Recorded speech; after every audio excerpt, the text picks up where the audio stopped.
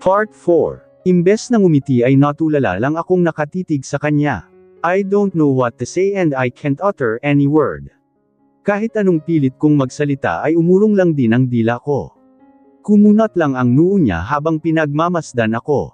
Bahagya siyang natawa at naging piano patuloy ang hintuturong daliri niya sa mesa. He's checking for dust on his desk. Gosh, a clean freak. Bea, baritono niyang tugon. I swallowed hard and beat my inside cheek while looking at him. I feel like melting at this moment. Tunaw na agad ako sa kakaibang titig niya. Plus, there's a dominant demand in his stare. Tell the heads for a meeting resume in 30 minutes, kalmadong tugon niya. Meeting resume. Bakit? Nagsimula na ba sila kanina? Kaya ba nakatayo ang halos lahat ng staff sa mga lamesa nila? Napalunok ako bago nagsalita. Umiwas agad ako ng titig at tumalikod na. Pero bago pa man ako makalabas ay tinawag niya lang ulit ang pangalan ko. Yes, sir. Hang on, Bea. Yes, sir. Ulit na harap ko. Make my coffee first. Thank you. Tumango na ako at tumalikod na. Ang seryosong mukha niya ang tumatak sa isip ko ngayon. Agad ko lang sinukli ang buhok ko gamit ang kamay nang makarating ako sa mini kitchen area. Katabi lang naman ito ng opisina niya. Kung malas ka nga naman oh. Inis na tugon ko. I put the made mixture of coffee on a coffee machine and place his personal cup too. Medyo matatagalan pa ito, kaya lumabas na ako at nagtungo agad sa opisina ni Bobita. Bobita. Nakatayo na siya at nanlaki pa ang mga mata. Mukhang nabigla ko ata. Ano ka ba, Bea? Akala ko ang dragon na. Meeting resume in 25 minutes.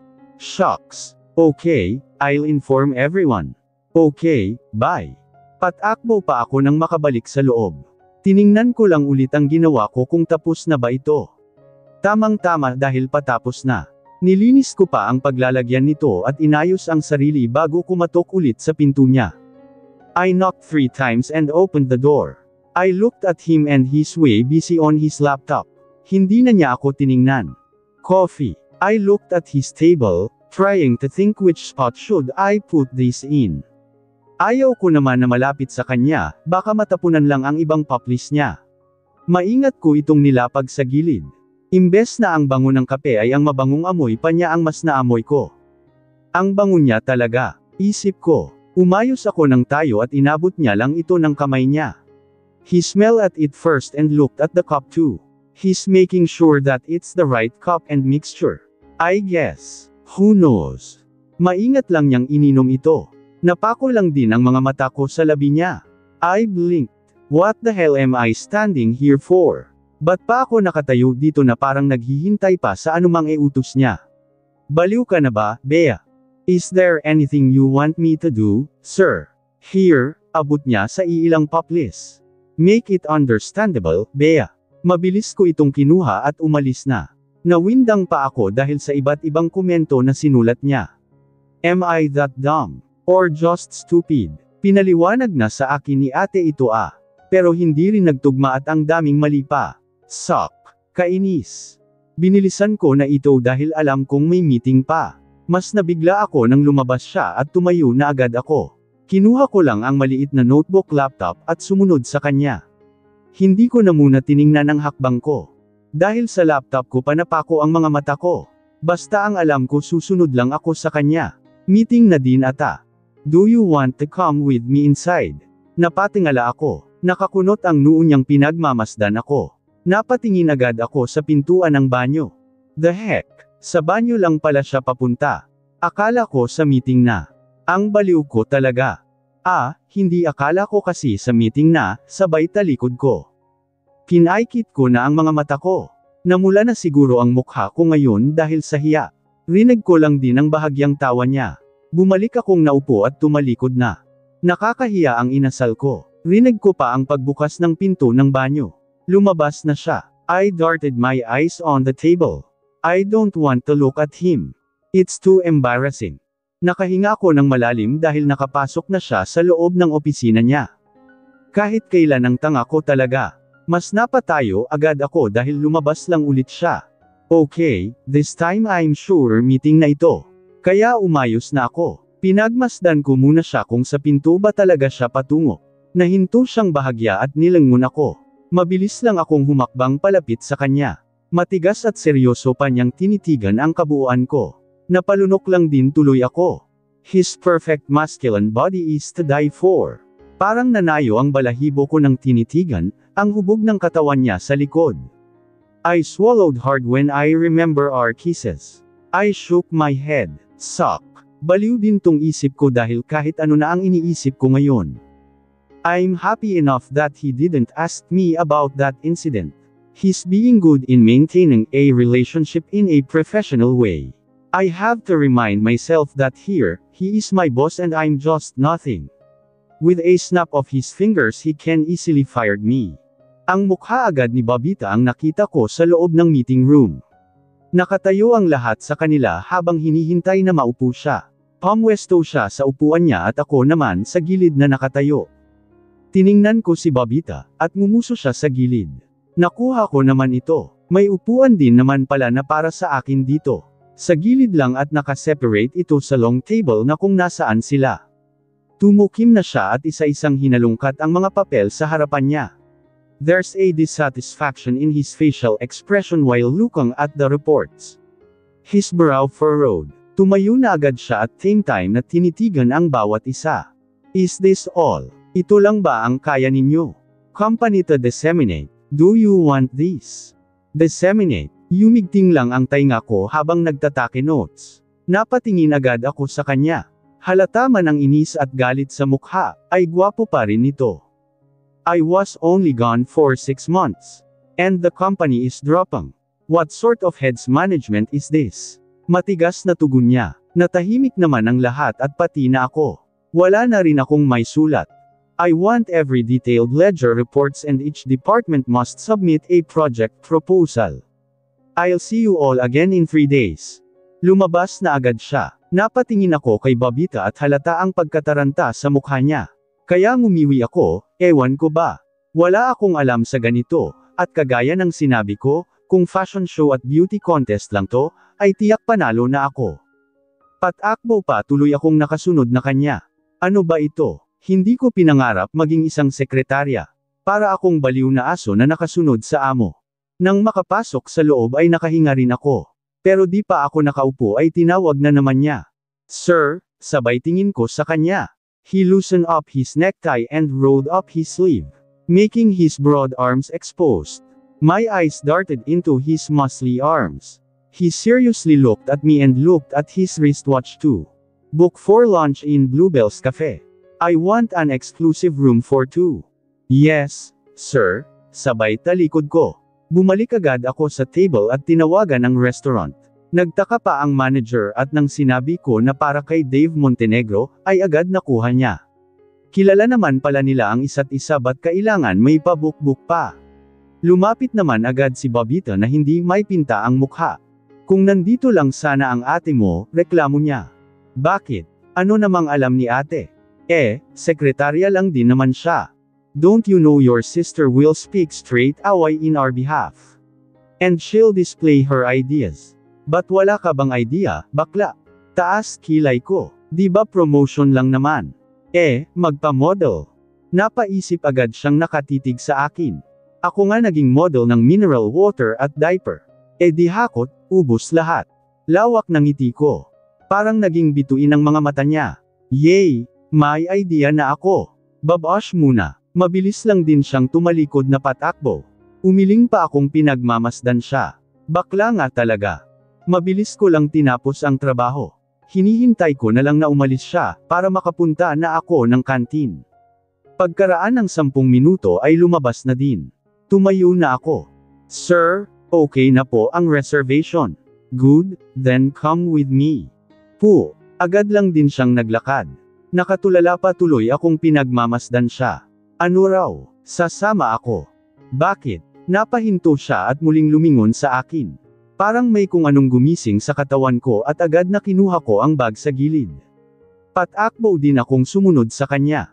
Mabilis naman ang hakbang niya. Sadyang nakatingin pa talaga ang lahat ng empleyado dito. Pinalakihan pa ako ng mga mata ni Bobita. Pinaikot ko na lang din ang mga mata ko sa kanya. I don't understand this. Pati ba naman lunchtime ay trabaho na rin ba? Wala ba akong break man lang? Diyos ko, kinakabahan na ako. Mabilis lang siyang pumasok sa kotse at hinintay na pumasok ako. Ang likod na pinto ang binuksan ko at pumasok na naupo. Bea, I'm not your personal driver, so move here, baritonong tugon niya. Okay. Umikot agad ako at umupo sa tabi niya. Napansin ko na hindi ito ang kotse na ginamit niya ng gabing iyon. Itim kasi iyon at puti naman ito. Tumikim lang ako at hindi na nagsalita. Abot langit na ata ang kaba ng puso ko. Why the hell will he take me with him? Pwede naman siyang kumain mag-isa niya. Nang makarating ay nakasunod lang din ako sa kanya. It seems like he knows where to go. He knows this place well. Until we get inside in one of the private rooms. And as expected, everything is ready in the table, except for our food to be served. Nakatayo pa ako sa gilid at hindi na muna umupo. I'm half expecting that he will have someone here. Like, a business lunch meeting. Tinitigan niya ako at ngumiti lang din. Sit down, Bea. It's only the two of us. Ikaw lang at ako at wala nang iba. Oh okay. Umayos na ako at dumating na ang pagkain naming dalawa. Hindi ko tuloy halos malunok ang kinain ko ngayon, dahil hindi ako kampante sa kanya. We've been so quiet while eating. I can only hear him clears his throat and by that tune, it gives shivers all over my body. God, I wish to end this soon. Ang awkward talaga. Mariin niyang pinahiran ang labi, gamit ang tissue at pagkatapos ay nagsalita na. Don't call me Poo, or Opo, Bea. I have a name. Nagangat agad ako ng tingin. Opo, yes, sir, sabay lunok ko. You're 10 minutes late today. I don't like that. I'll prefer you to be 10 minutes early for work. Hindi naman siguro mahirap gawin yan, di ba? Umiling-iling na ako, hindi po. Napatiimbagang agad siyang tinitigan ako. May mali na naman ba? Kumurap na ako sa kanya at mabilis na ininom ang tubig. Oo, alam ko na. Sorry. I'll forward all my schedules on your data. So take note of it. I'll be busy and I won't accept appointments for 2 weeks. I want a very organized report every 3 days. I want everything neat, Bea. Tumango na ako habang nakikinig sa kanya. Ngumuya pa ako at hindi siya tinitigan. Nakikinig naman ako sa mga sinabi niya. If I need you for an overtime job, I'll let you know. I want you to be precise in everything. Especially in events, promotions and every client meetings in regards for the company, seryosong tugon niya. Ang daming trabaho. Mukhang kulang pa ata ang buong araw na oras ko dito. Reklamo ng isip ko. Opo, napahinto siya sa paghiwa ng karne. I beat my inside chick. Why the heck I can't get that, opo, away on him. Sorry, tingin ko sa plato niya. The next time I'll heard that you'll regret it, Bea. Nagangat agad ko ng tingin sa kanya. Kamantek pa akong mabilawkan sa tindi ng titig niya.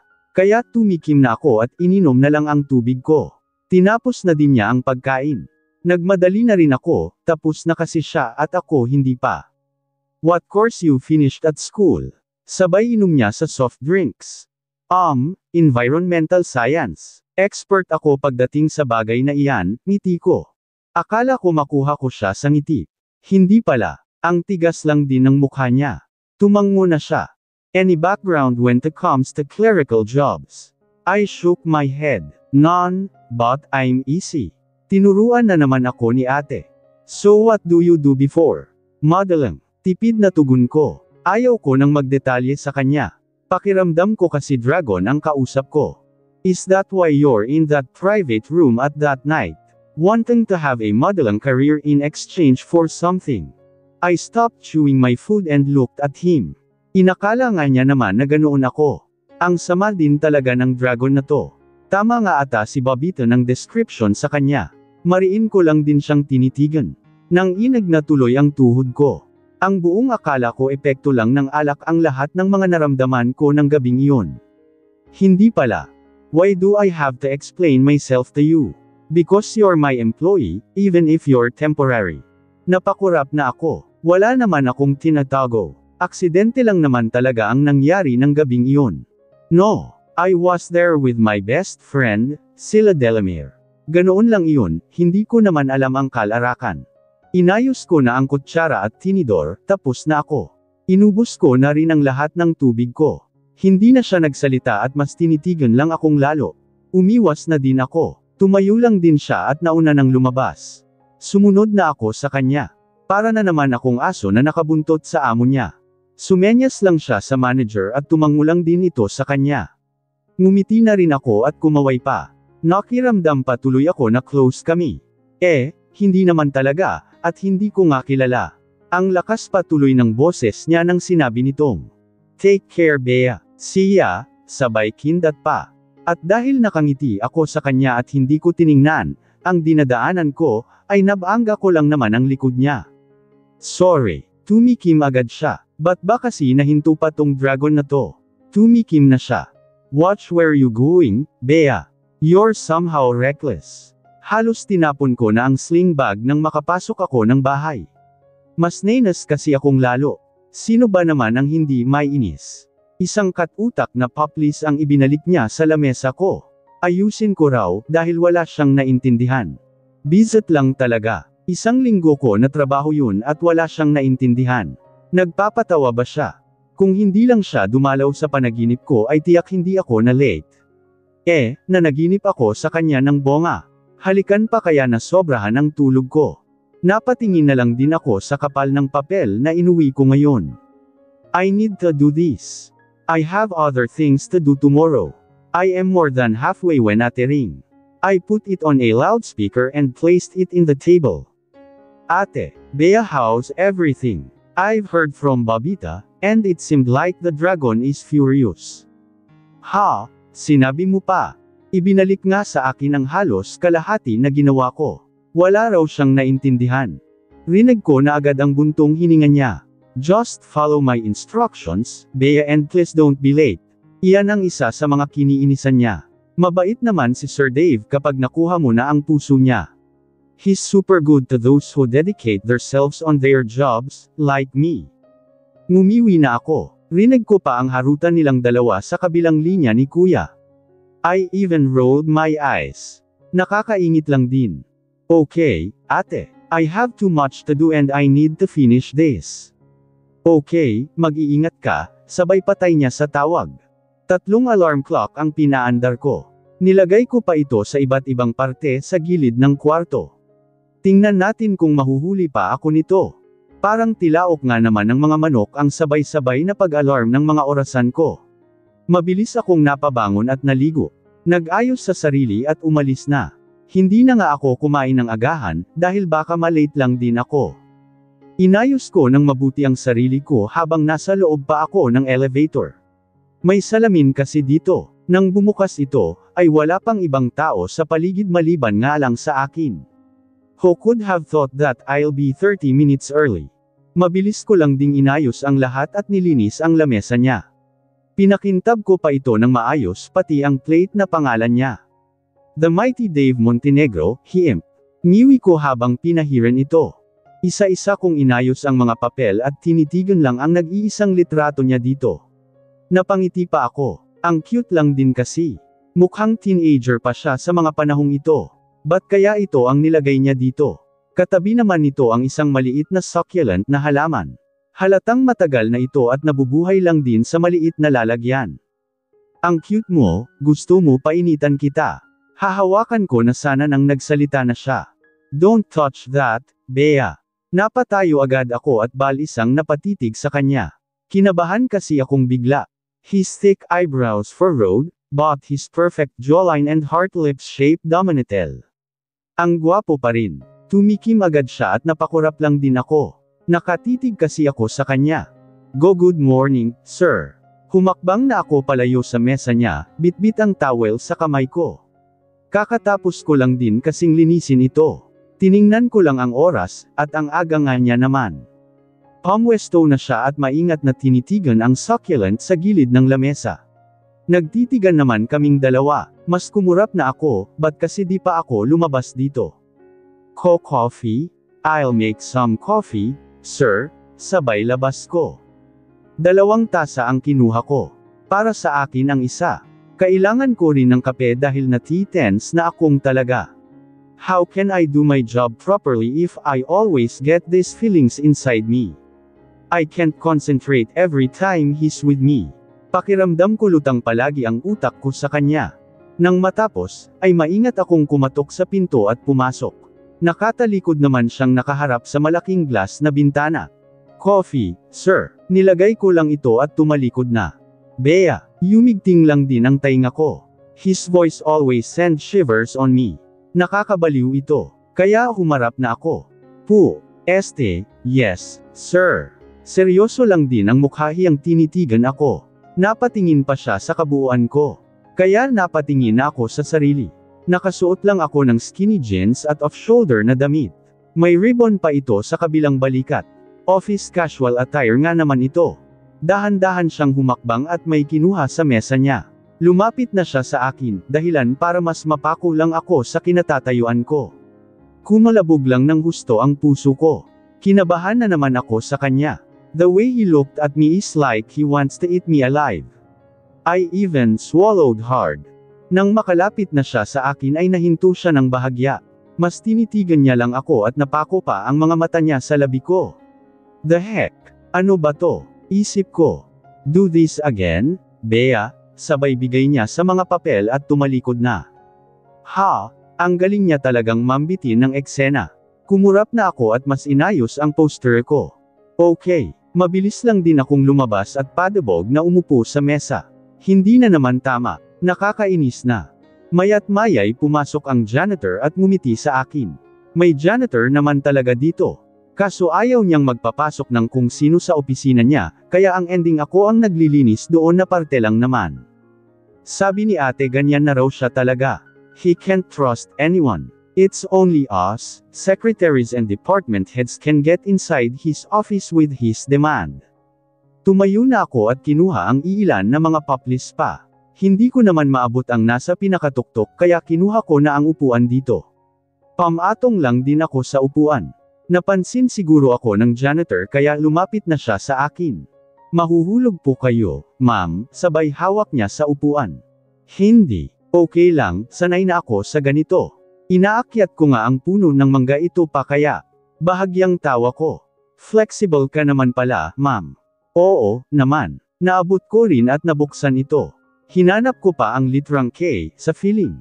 Hindi umikot ng galaw ang swivel chair dahil hinawakan naman niya ito. Matagal ka na ba dito? Nagtanong na ako. Natahimik kasi siya, at pakiramdam ko naging awkward lang ata. Lalaki pa naman siya. Hindi naman siguro siya menyok at wala naman siyang makikita sa akin. 6 na buwan pa po, ma'am. Nakita ko na agad ito at binigay ko sa kanya. Pakihawak please. May kukunin pa ako, ngiti ko sa kanya. Maaliwalas ang mukha niya habang nakatingala sa akin. Nakikita kong bata pa siya, siguro kapareho lang din kami ng edad. Pero halata ang haggard na pagmumukha niya. Ngumiti siya't kinuha sa akin ito. Nakahawak naman ang isa niyang kamay sa swivel chair. Lean more closer on the filling cabinet. Ito lang ata ang filling cabinet na mataas. Heto pa, salamat. Isa na lang. Ngumiti agad siya. Okay lang po, ma'am. Mas natagalan ako sa isa, dahil hindi ko na makita ito. Naisip ko baka nasa kabila, pero impossible naman. Sabi ni ate nandito lahat ang importanteng mga pinapahanap niya. Kaya balik ko na tiningnan to. Rinig ko pa ang pagtikim niya. What the hell you're doing? Nataranta na ako sa tigas at buo ng boses niya, dahilan ng paglingon ko at ang pagbitaw ng janitor sa pagkakahawak sa upuan. Umikot ito, at mas nataranta na ako. Pakiramdam ko mahuhulog na ako sa mga sandaling to. Pinaikit ko na ang mga mata at nabitawan ko na ang mga paplis. Wala akong narinig na iba. Parang nag-slow motion ang lahat para sa akin. Lumipad lang ang mga papel sa ere at umikot ang swivel chair. Alam kong sa sahig na ang bagsak ko. Bahala na si Batman. Shit lang din talaga. Napamura pa ako sa huling pagkakataon. Handa ko na sanang tanggapin ang pagbagsak ko pero nahinto lang din ang mundo ko nang makita ang mukha niya. Mabilis pa sa 5:00 ang pagsalo niya sa katawan ko. Naging langit lang tuloy ang lahat sa akin ngayon. Sorry, sir, sorry. Ang alam ko lumabas na ang janitor na nataranta at natakot sa kanya. Nagtagpo ang makapal na kilay niya habang pinagmamasdan ako. I feel like I'm dreaming. Ganito kasi ang napanaginipan ko noong nakaraang araw. Ang nasa bisig niya ako at hinalikan pa. Napaawang lang akong lalo at hindi na ako nakapagsalita. Ramdam ko pa ang tigas ng katawan at bisig niya. You're such a clumsy, Bea, tiimbagang niya. Clumsy, who? Sabay kurap ko. Agad lang din niya akong binaba. He even flicked and fixed his top sleeve, and looked back on me. Napatingin agad ako sa paligid. Nagkalat lang lalo ang mga papel sa sahig. Kinagat ko na ang baba ng labi ko. Such a disaster. Isip ko. Pinulot ko na isa-isa ito. Ang buong akala ko ay iiwanan niya ako sa inis. Hindi pa pala. Tinulungan niya lang ako na pulutin ang mga papel sa sahig, at pagkatapos nilagay ito sa mesa ko. Don't you know that we have an exclusive ladder for that? Nakapamaywang na siyang humarap sa akin. It's in the fucking storage room, Bea. Halos magulantang na ang mundo ko sa lakas ng boses niya. Kinabahan lang akong lalo. Sorry ano kasi. Shut up. Nanlaki lang ang mga mata ko nang agad na lumapit siya sa akin, dahilan para mapasandal ako sa cabinet. Nilagay niya ang kamay sa gilid at mariin na tinitigan ako. Hindi na ako huminga, at titig na titig lang din siya. You know what? I don't have my complaint about these jeans. Sabay hawak niya sa tagiliran ng baywang ko. I swallow hard when I feel his warm rough hands touches my waist. It sends shivers inside me. Sa pantalon ko lang naman nakahawak ang kamay niya. Hindi naman sa balat ko. Pero kakaiba na agad ito.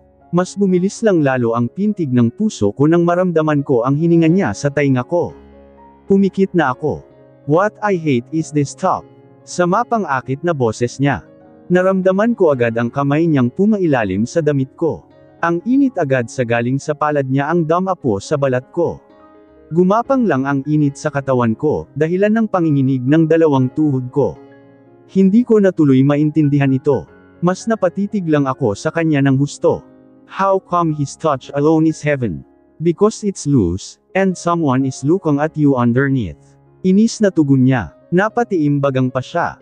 Nanlaki ang mga mata kong tinitigan siya. Ang lapit kasi ng mukha niya sa akin at ramdam ko pa, ang bigat ng hininga niya.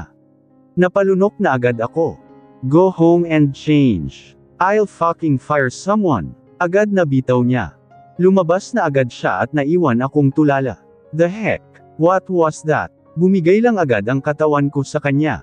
Bizet lang talaga. Humakbang na ako at kinuha ang bag ko. Nalilito na ako, kaya tiningnan ko na ang sarili ko. Ngayon ko lang naisip ang nangyari. Nakita siguro ng janitor ang bra ko sa ilalim or worst pati boobs ko. Hindi naman siguro, bahala na nga. Isip ko, hindi malakas ang pagkabigkas niya pero rinig ko ito at malinaw.